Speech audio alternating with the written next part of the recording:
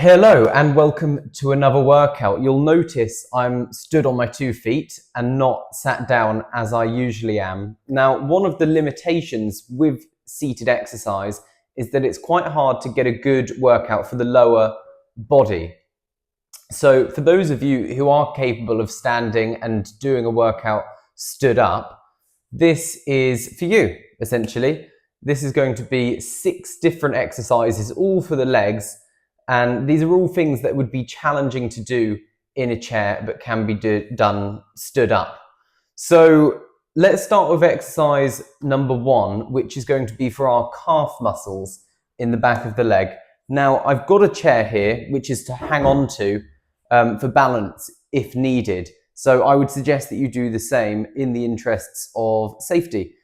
So the first exercise, we're stood here, we've got this to balance if we need. And all we're doing, standing up straight, pushing onto the balls of the feet and up onto the toes, squeezing the calf muscles, holding a second, and slowly down. And you're trying to do this, as with all the exercises, in a controlled manner. So you're not doing a jolting movement, you're slowly lifting, squeezing, focusing on that contraction of the muscle, and then lowering down slowly. And we've done about 4. We're going to aim for 12. So of course, if you want to do more, you can pause the video. And equally, if you want to do slightly less, that's fine as well. I believe I've now done 8, although I will say it's quite challenging to talk and count at the same time. At least for me anyway. They say men can't multitask, and I'm proving that to be true. Now on the last one, let's hold it a few seconds and slowly lower down. Now when you're holding that on the last one with that pause, you can also use the chair for balance, because it's not meant to challenge balance as such. It's meant to be a strength exercise. And when we're doing strength exercises, the more stability we have, the more effectively we can use our muscles and challenge them. So there's no shame in holding on to the chair for balance. Now, exercise number 2. We're again standing by the chair for safety, and we are keeping the knees next to each other. So the knee won't come forwards or back. They'll stay next to each other. And we're going to curl, squeeze the hamstring muscles, and slowly down. So squeeze and slowly down. So I can really feel that working. I've done 4 there. We're aiming for, again, 12 repetitions. You'll notice I'm doing it in a controlled manner. And as I bring my foot down, I try not to rest it on the ground, but I actually just keep the tension in the muscle and keep that movement going. Let's do 3 more here. 1, 2, 3. And then, of course, we'll do the other leg as well. And really focusing as you lift up on squeezing those muscles in the back of the leg. And that's our hamstring muscles. So remember, as you're lifting up, your muscle fibers are shortening and tightening and squeezing. So you can actually visualize that in your head and try and improve that mind-muscle connection, because that's really what dictates how effectively you can do the exercise and how much you can gain from it. So for example, if I was just going up and down like this, that's what I call going through the motions, where you're not doing it with intention and you tend not to gain very much from that. So really thinking about what you're doing is important.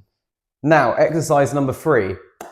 Similar to what we've just done, but instead of flexing the knee, we're going to be moving from the hip, and we're going to be squeezing the glute muscles, which is essentially the muscles in your buttock. And the glutes are actually the biggest muscle in the body. So there's a little bit of trivia for you as well. So standing here, holding onto the chair, we can lean forward slightly with the torso and kick and squeeze that muscle and slowly back. Keeping it nice and controlled. And again, as I come down, I don't rest my foot on the floor. I keep my foot just off the floor.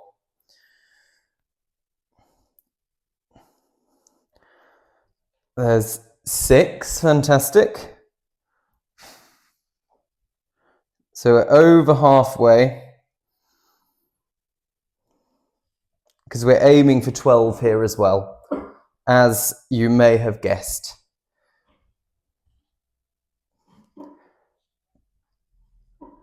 And I think that's 12. Let's go on to the other leg there, doing the same.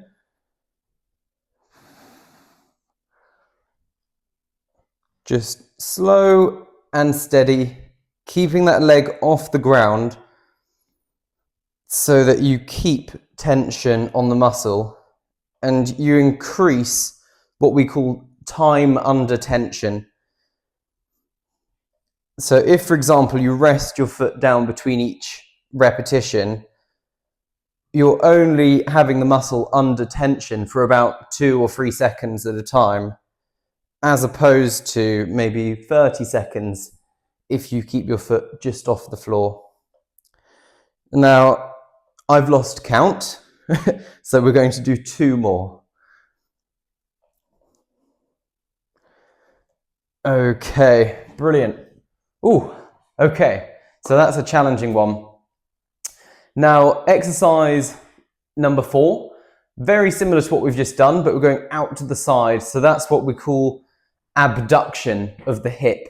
And that will work the muscles in the outer thigh and also, again, a little bit of your glute muscle as well. So we'll hang on with one hand here, core engaged, so we're nice and stable. And then we're out to the side and slowly back. So you may have to lean on the chair slightly. Squeeze and then back to the middle. You can get into a little bit of a breathing rhythm. I'm trying to exhale as I lift and then inhale here. It's about 6, 7, 8, 9, 10. So last 2, 11, 12. Okay, brilliant. Let's try the other side. I'll hold on to this cupboard and we'll do the same thing. Out to the side, squeeze and slowly back. Really focusing on utilizing the muscle and not using any amount of momentum to do the exercise.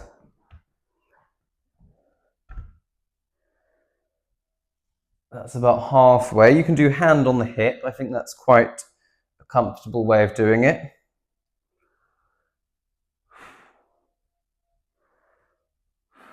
Okay, and 2 more. So let's finish strong and relax there. Ooh, you can loosen off the legs. Okay, so last 2 exercises now.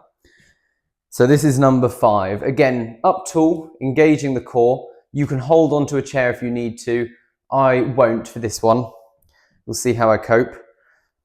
We're basically flexing the hip, coming up high and slowly down. So it's a little bit like marching, but we're doing one leg at a time to really work that muscle. And I'm placing the foot down, but again, if you wanted to make this more challenging, you could kind of hold on to something and then keep the foot just off the floor. So that's up to you depending on your ability level. And this is, as I say, flexing the hip, and so it works the hip flexor muscles, which are right in the top here. You should probably feel those working at this point. And this is a muscle that gets neglected a lot of the time in our training, and so it's a good one to include. And one more, fantastic. I think that was about 12, but you'll have to forgive me on the counting. component. It's obviously not my strong point. So that's 4 there. Onto the other leg now. And nice deep breaths. So don't forget to breathe here.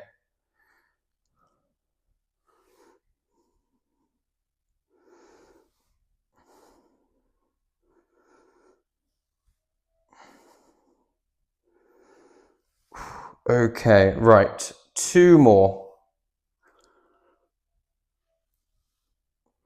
And relax there, loosen off those legs. Okay, so we're on to our last exercise, thankfully. And this is a really good one for the quads. It's just a knee bend, so it's kind of a variation of a squat, but a little bit easier. And of course, if this is too easy, you can build up to a full squat. But this one is just going down about halfway. So again, we hold on something, feet hip width apart, toes pointed out ever so slightly, holding onto our chair. We push those hips back and shift the weight onto the heels of our feet. We bend the knees a little bit and push. Bend the knees a little bit and push. And actually, I normally won't stand up all the way straight because I'll actually just, again, keep the tension on the quads and just keep it very consistent like this, down and up, down and up. You'll notice I'm trying my best to maintain a good posture as well. So looking straight ahead with your eyes will help with that. And at this stage, think about whether your weight is in your heels or your toes. So if your weight is through your heels, then you're doing the right thing. If it's on your toes, you just need to push your hips back a little bit more. And relax there. I think that was more than 12. Loosen it off. Nice deep breath. And hopefully you can feel quite accomplished for having done all of those quite challenging exercises. And if you're much fitter than I am and you want to do more, just loop back to the beginning and do all 6 again. Now, I've got a live 40-minute workout next Friday the 24th, which is paid. It's £5, 40 minutes for a full seated workout. I'll pop the link below along with the link for my email sign up and all my other bits. Thanks for joining. A pleasure as always, and take care of yourselves.